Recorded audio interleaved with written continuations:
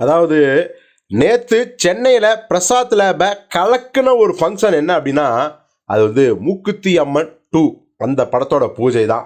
ஏன்னா ஒரு பக்கம் திரையுலக பிரபலங்களே திரண்டிருந்தாங்க, இன்னொரு பக்கம் அரசியல்வாதிகளும் திரண்டிருந்தாங்க. ஸோ ரொம்ப ரொம்ப பிரம்மாண்டமாக அந்த பூஜை போடப்பட்டது. நம்ம நடிகை நயன்தாரா தான் அந்த படத்தில் ஹீரோயின், கூடவே இன்னொரு ஹீரோயினா நம்ம ரெஜினாவும் இருக்காங்க. ஸோ இது மாதிரியான பல விஷயங்கள் இந்த பூஜையை சிறப்பாகுச்சு. குறிப்பாக சுந்தர்சி அவர்கள் ஒரு இயக்குனருக்கே ஒரு கம்பீரத்தோடு வந்திருந்தார். எல்லாரையும் ரொம்ப ரொம்ப பாசத்தோட, அன்போட, மரியாதையோடு வரவேற்றாரு.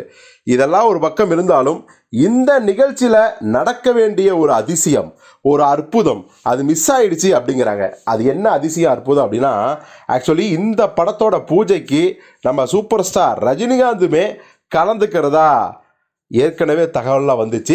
ரஜினிகாந்தும் அப்படிப்பட்ட ஒரு ஐடியாவில் தான் இருந்தாராம். அதற்கு காரணம் என்னென்னா, ஐசரி கணேஷ் அவர்கள் இந்த படத்தோட தயாரிப்பாளர், நம்ம சூப்பர் ஸ்டார் ரஜினிகாந்துக்கு நண்பர்.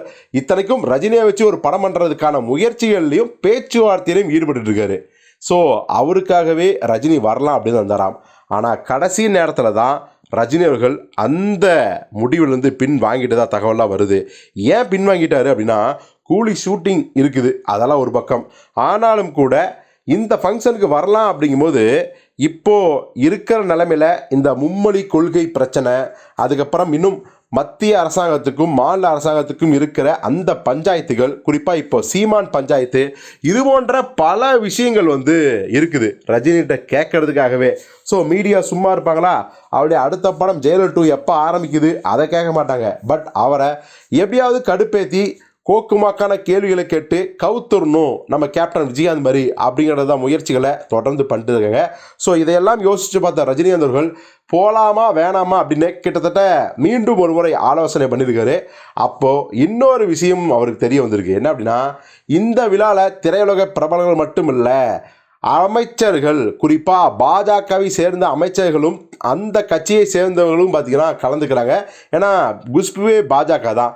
ஸோ இதெல்லாம் யோசிச்சு பார்த்த ரஜினிகள், வேணாம்பா ஏற்கனவே நம்மளை வச்சு செய்கிறானுங்க, இப்போது பாஜக கலந்துக்கிட்ட அந்த ஃபங்க்ஷனில் போனோம்னா நமக்கு இன்னும் பார்த்திங்கன்னா பயங்கரமான குடைச்சலை கொடுக்க ஆரம்பிச்சிருவாங்க இந்த மீடியாக்காரங்க அப்படின்னு சொல்லிட்டு கடைசி நேரத்தில் ரொம்ப வருத்தத்தோட பின்வாங்கிட்டாராம். ஃபோனில் நம்ம ஐசரி கணேஷுக்கு வாழ்த்துக்கள் சொன்னார் அப்படின்னு தகவலாக வருது.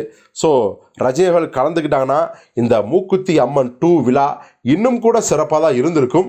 பட் அது நடக்காமல் போயிடுச்சு.